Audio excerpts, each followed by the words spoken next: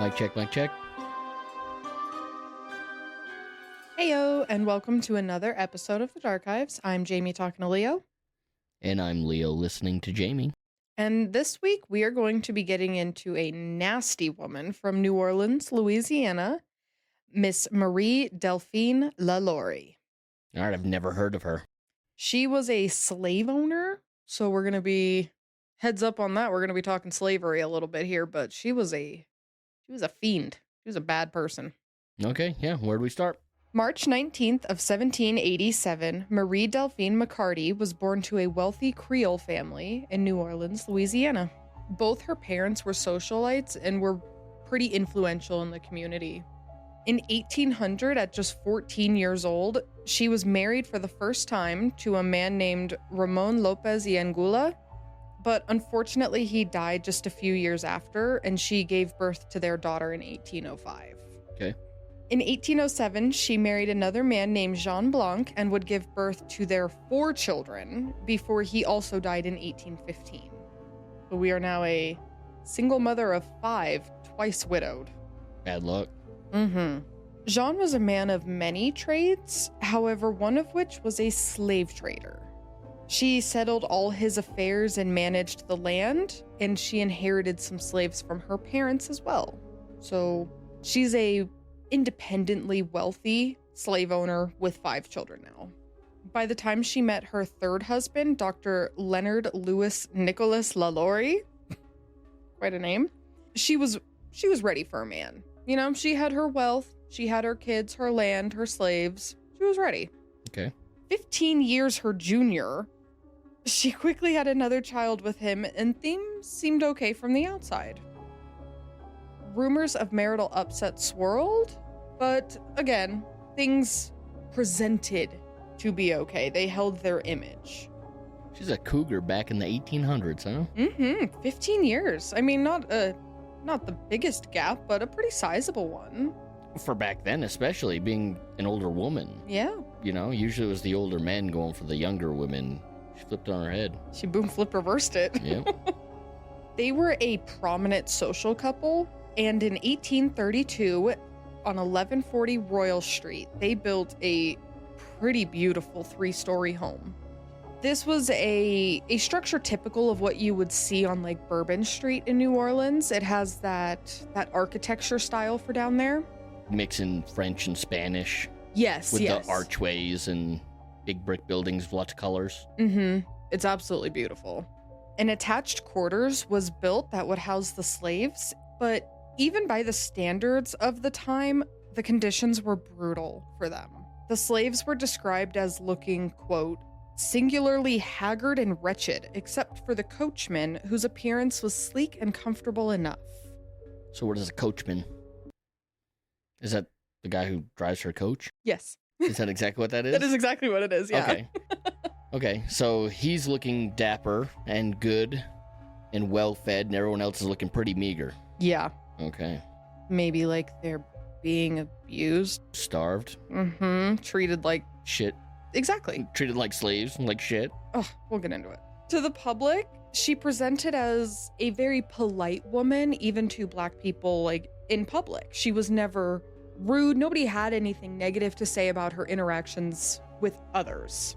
She also even freed or released 2 of her own personal slaves. So she presented as a very kind, polite, upstanding citizen. Despite her public image, an official investigation into the mistreatment of her slaves was taken in 1832, but, of course, no wrongdoing was uncovered. They were, quote, confident that she could not harm a fly or give pain to any human being. Dude, I just love the hypocrisy of slave owners back in the day. I just freed 2 of my slaves last quarter. Yeah. While I actively have God knows how many fucking slaves working for me for free. Yeah. Like, the hypocrisy behind it of I'm a good, upstanding person. Who owns people. Yeah. Yeah. Like the fuck? It's insane. Yeah. Society really is a wild drug, right? Whatever's societally okay just happens. Everybody just lets it happen. Yeah. That's the explanation for how many atrocities throughout all of history. Every generation throughout history, something has morphed and another thing has popped up, you know? You patch a hole, another one springs a leak, and society keeps moving forward. Yep. You know? That's the way it goes. But yeah, it's wild being from the era that we're from and think of that back in the day of like nice, upstanding slave owner. Yeah. Yeah, isn't that a fun sentence? Yeah, fucking wild. Oh, I do think about that of like in 100 years, in 200 years, what are people going to look back at what we're doing today and be like, what the fuck were they thinking? Well, I mean, even in our lifetime, there's going to be tons of shit that we think is totally normal today that is going to be like caveman shit in another 30 years. Yeah, true. Yeah, with how fast we're moving. Do you know what I mean? Because, I mean, think about the 90s. You grow up and there's homophobia all over the damn place. Mm-hmm. And then now it's much more accepted and everything's cool and everybody, you know, be yourself and all that jazz. Like, it's all cool. But, like, that's literally in our lifetime. We went from, like, oh, that's gay. Yeah. As, like, an explanation of something being dumb. Yeah. You know, being derogatory towards somebody. Yeah, you grow up with that being socially acceptable. Yeah, true. And then through advancement of society, you learn that, you know, oh shit, it's not cool to be like that. It's not cool to do that. It's not cool to be mean. Yeah, it's not cool to be an asshole. Yeah. Which is what we were all doing. Like, yeah, very true. I say we all, but 90% of us, I think, who grew up in the fucking 90s were doing that, you know? Let's be real. And you learn and you do better. You grow, and that's what we should do. Did I derail you too much? No. A 19th century author, Harriet Martineau, is where we get a lot of the information from this, though it is also backed up by public investigations and things like that. One story of her cruelty that was hidden from the public is when an 8-year-old enslaved girl named Leah was brushing Madame LaLaurie's hair, and she caught a tangle. Fucking normal. You got hair? It's gonna tangle. Yep. I don't know if anybody knows this, but I'm a pet stylist.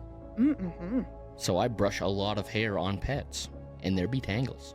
And I have a head full of 2 to 3 foot long hair, and it tangles. That's just what it is. LaLaurie did not agree with this, though, and she became so enraged that she grabbed a whip and began chasing Leah around the property. Okay, yeah. Typical slave owner shit. Okay. Mm-hmm. The chase came to an end when Leah jumped off of a balcony from the 2nd or 3rd story and died. What the fuck? She swan dove off a fucking 2nd story? To avoid the punishment from this woman. 8 years old. 8 years old, yeah, you're little. That's a long fall for an 8-year-old. Mm-hmm. But, yeah, as an 8-year-old with zero concept of how to brace and fall and do all that jazz, yep, I could see it. Yeah, she died. 8 years Wow. old. This death would cause an investigation, and this time evidence of wrongdoing was found. But not by the madam. Oh, no, it is against her, yeah. Oh, I figured she'd pin on a slave. No. She was busted this time. I honestly just think every slave owner is like Leonardo DiCaprio in Django. Django. Yeah. Phenomenal job he did there. He played a very convincing slave owner there. Yeah. Like scum of the earth style, you know? But I just think everyone is that, like, just pompous asshole. I do also. And just blames everyone. It blames, we can't be in trouble here. This would jeopardize the whole thing. Think of all the people that rely on us. Let's throw, George down. George, you're taking the fall this time, bud. Yeah. Yeah. I also get that vibe from her. Plus, he's been slow out in the field, so George is taking the fall this time. Yeah, and I do kind of get that vibe from her, and that could also be because she's described as a socialite and wealthy and of the elite down in New Orleans. Mm-hmm. So I also get that vibe from her on this, but no, she had to take the fall for this one, and she was found guilty of abusing her slaves. She was then forced to give up 9 of them. Yeah, because she can't be responsible for that many slaves. She's out of control. She can't handle them all. Can't. So some other rich asshole has to have them. We're taking 9 of them. How many does she have? Do we know? Mm-mm. It'd be crazy if it was like 100. It wasn't that many. Do you know what I mean? Yeah, It's not like yeah. We'll take 9. She has 90. We're taking 10% of your slaves. You can't handle this many. No, I obviously don't know how many she had, but... Well, the rich asshole that she convinced to do it was a family member, Nepotism, too. Well, this was with a plan. She had the relative buy them, so that way they could then be returned to her. She's a business lady. Yeah, so it didn't even matter. This ruling of, her punishment, it didn't matter because she got all of them back anyway. Hey, that ain't changed through all these years. Mm-hmm. I'll tell you that. She knew that this was wrong too, though, because she had the family member return them at night so none of the neighbors saw them coming back. Yeah, kind of reminds me of that Diddy documentary. How so? You were sneaking people were getting shot in a building, sneaking them out to the street. Yeah. I know it's wrong, but people still getting fucking shot. Shitty, I don't want to call her a businesswoman, but shitty wealthy people. That's what it is. It's all business. Yeah. That's what it is. You get big enough and you just become evil, I think. That's what it is. I do think that is a problem. Yeah. Give humans enough power. And they will become the worst of the worst of the worst. That's the way it is. Through time and time again. She wasn't just cruel to her slaves, though, as Harriet writes that LaLaurie would also beat her daughters simply for trying to give the slaves food. So this woman's anger and evil knew absolutely no bounds. I am in absolutely no way excusing the way she treated the slaves. Unfortunately, as we touched on, was what it is for the times. Unacceptable, not okay. Yeah, child beating was the same thing. Your kids acting out of line, you give them lashings. That was the thing. God, you are right. I mean, that's all. This is all sign of the times, It's just if you can beat your slave, which is your property, you can beat your child, which is your property. disgusting. Just the way people thought back then. I know, you're right. She found out that her daughters were doing this because it turns out that she had the sleek and comfortable coachman acting as her spy in the house. Motherfucking Django again. He's Samuel L. Jackson in Django. Yeah. Yeah. He's the house slave. That's what he is. Damn. Sam Jackson, you were real.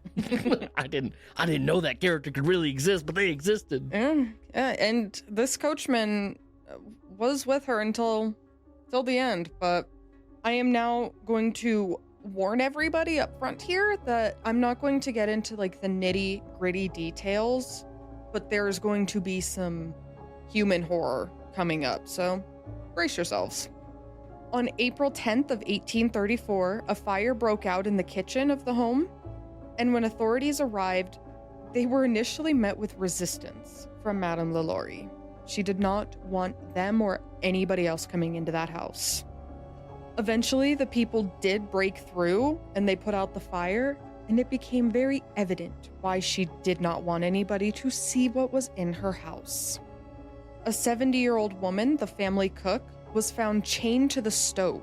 I'm assuming this is one of her slaves. Yes. Okay. Yeah, the family cook. I mean, the slave cook.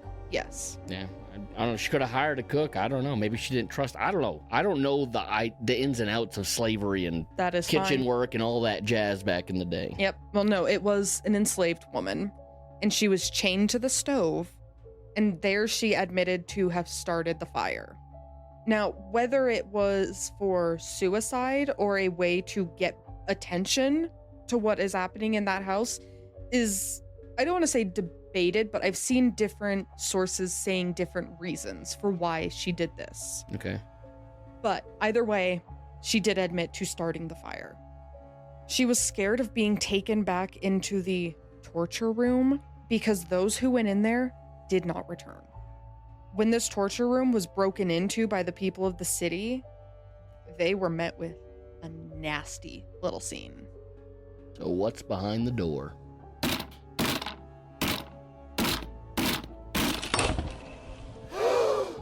The 9 slaves who had been returned to her were in there in varying forms of death or dying. 2 of them were already dead and their skeletons were just poking up out of the ground, while the other 7 were in just complete torture.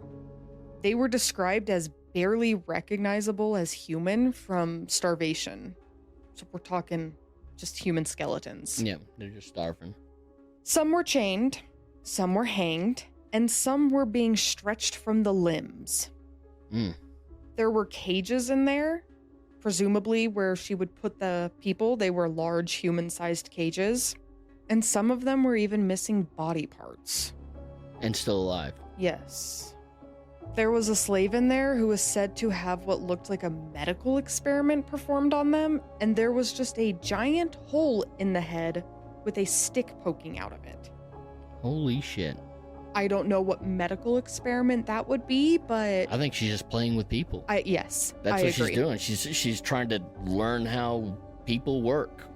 Or at least how slaves work. I don't know. Or how far you can push. Yeah, if they thought they were different or anything like that, if they thought they were completely different things or not, but you know what I mean? Like I said, my only reference right now to how these people are Is Django. It's Leonardo DiCaprio and Django and Roots. Like, just mean fucking people. Well, But like Leonardo DiCaprio's whole like talk about like their skulls, like the dimple in the skull. It's like only black people have this, right? Blah blah blah blah blah.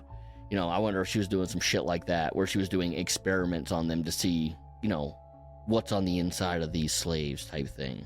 it very well could be that, or it could just be fuck you. Yeah, it could just be twisted, demented fun because she's a fucked up person. Iron collars with spikes were placed around their necks so their heads could only be in one position. Okay. So I'm thinking that's just more demented, fucked up shit. I don't think that's any sort of experiment. Sidebar, maybe. Does it say how they were arranged in the room? I didn't know if like fucked up situation where they're all looking at each other, so they had to watch each other get fucking mutilated or something. Oh, I have no idea. None of the sources specified that. When they say like head being fixed in one position, it's like, Oh, you're gonna yeah. watch this. I mean, that very well could be. It's speculation and it's 200 years gone, so, you know, who knows? Yeah. There was even a stepladder found in there, and it was used so that way she could get some height to whip them. So she wasn't whipping them straight on. She got up to make sure that she could get all of it. It's said that after breakfast, she would go into the torture room and torture them until she physically couldn't anymore. She would just beef up on breakfast and then exert all of her energy into hurting these people. Fucked up. When the remaining and alive prisoners were... I'm calling them prisoners. That's not even... Yeah, that's a whole different level. Yeah, that's not just like slave treatment anymore. No, you have... Yeah, you're doing... Yes. Messed up shit. Yes. So when the prisoners who were still alive were brought out, they were fed, but unfortunately, as is common in people who have been so close to starvation, they were fed too much too fast, and 2 of them died that same day. Another instance that I've heard of this happening was in the Holocaust. And when the prisoners, from the camps. Yes, like you have to very slowly reintroduce food because otherwise you'll just die. Yeah, what is that? Is it that your stomach shrinks and if you feed too fast it ruptures, or? It's actually called refeeding syndrome, and it can happen when, you know, somebody who's malnourished or close to starvation eats too quickly, and it's because your body will change when you're in starvation mode. And when food is reintroduced, your body tries to metabolize everything Just throw you again. into shock or something. Yes, but when you add too much too quick, it just causes dangerous complications that can kill you. It's mainly like electrolyte deficiencies.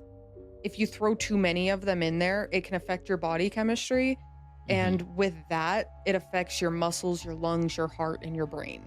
It just throws off everything inside and your body just stops. I mean, yeah, it makes sense. Like if your body's straining to stay alive, and then you introduce like a bunch of sodium to it.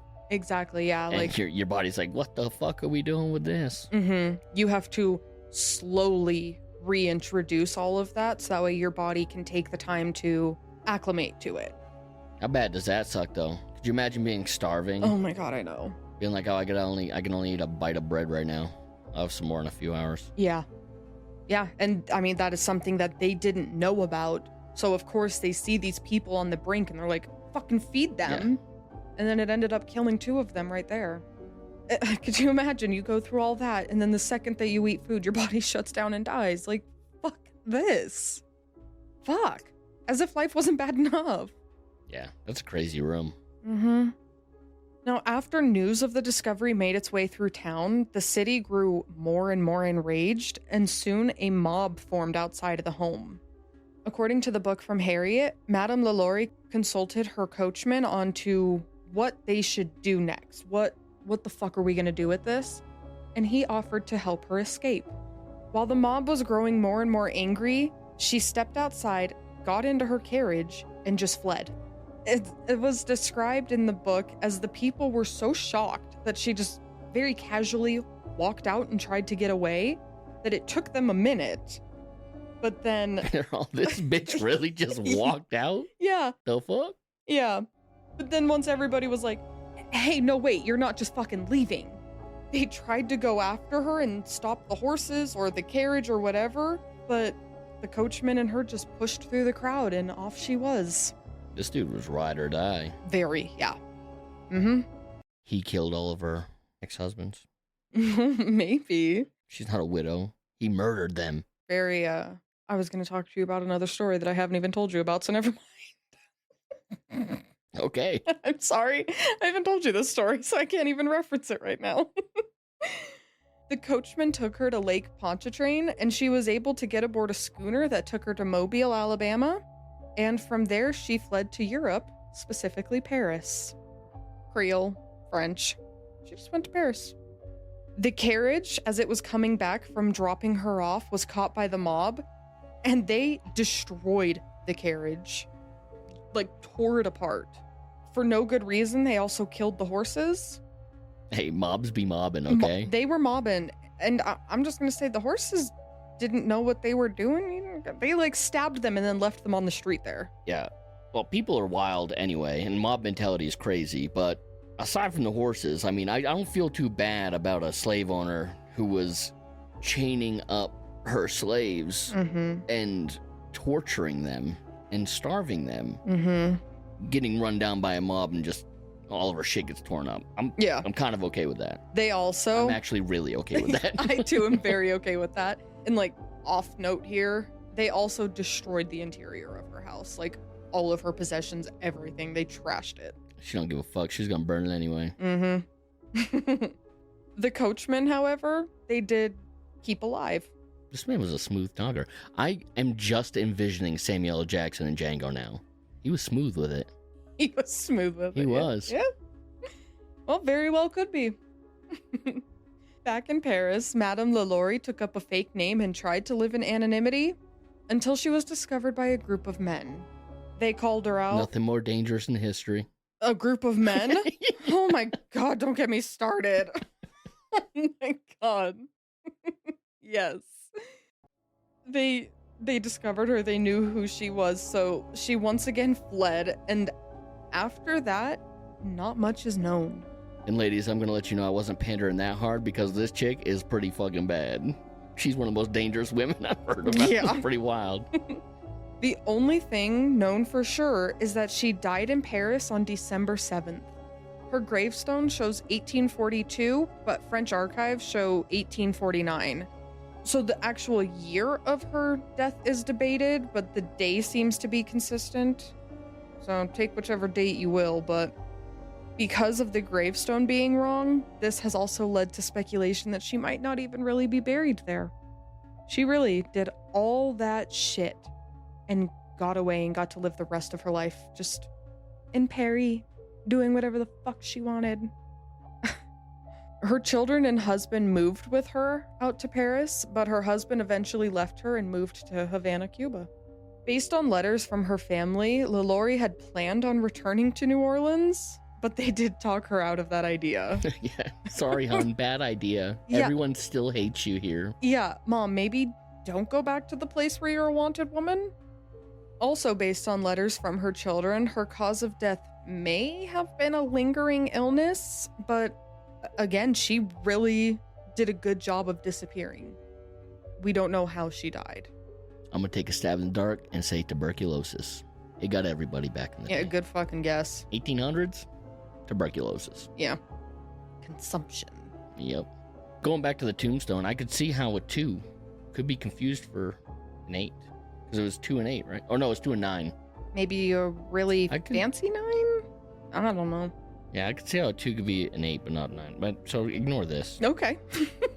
LaLaurie has been adapted in a few forms of media, such as books, but most popularly on American Horror Story Season 3 Coven. I never watched American Horror Story. It started good. Got a little off the rails. I don't know. I've only watched like 4 out of the however many seasons there are now. Yeah, I've seen a couple episodes of some, but... Yeah. Now, as with any building that housed horrors, the LaLaurie Mansion is now said to be haunted and is a common stop on many haunted New Orleans tours. But that is the end of Madame LaLaurie and the horrors that she completely got away with. Yeah, I cannot believe I've never heard of her before. Yeah, she never once had to face any sort of justice or punishment. Just a mob. A mob who didn't even touch her. And I mean, even when she was found guilty of wrongdoing, she got her way anyway. She got them all back and then brutalized those people. Yeah, that little room of horrors that she had is just insane to me. Mm-hmm. It's crazy. And never faced 1 ounce of punishment for it all. Yeah, this goes with like all the serial killers and all that jazz. Anybody who like dismembers people, plays with people like with dead bodies and stuff like that. I just don't understand the wires they cross that go, you know what? I think I'm gonna chop this guy's arm off. I'm gonna drill a hole in his head and stick a stick in there. Very Dahmer. The fuck is that all about? Well, Dahmer put holes in people's heads and then tried to turn them into zombies. He would pour acid into the holes in their heads to turn them into zombies that he could keep with him. And when obviously they died, I guess I'll eat them, so that way they'll stay with me forever. Boom, there's a spoiler for a Dahmer episode if we ever do one. Yeah. Sorry, guys. No. Dahmer killed 8 people. Yeah. But, yeah, ain't that something? Yeah, that's wild. Nasty little fucking woman. Yeah, she bad. She's bad. And that coachman. He had something. He's slippery. Yeah, he had something. But that is our tale of the nasty woman, Madame LaLaurie. Yeah, thank you for telling me. That was, like I said, one I've never heard, and wow. Yeah, feel free to forget it. Messed up, yeah. Feel free to forget some of that. You guys can follow us on Instagram and Threads at Darkives Podcast, or you can send us an email at thedarkivescommunity@gmail.com. We would appreciate any ratings, reviews. Also, please, slide into our DMs, leave a comment, something. Send me some of your suggestions. She's always hunting for new stories. Speaking of hunting, next week I have a very interesting story from Africa that involves some wildlife hunting. So tune in for that one because I'm pretty excited to tell that tale. But with that, we will bid you adieu, and we will see you guys next week for another episode. See you guys next week. Goodbye. That was a fun one. I liked it. I feel like that was really good. Yeah, no, it was good. I liked it.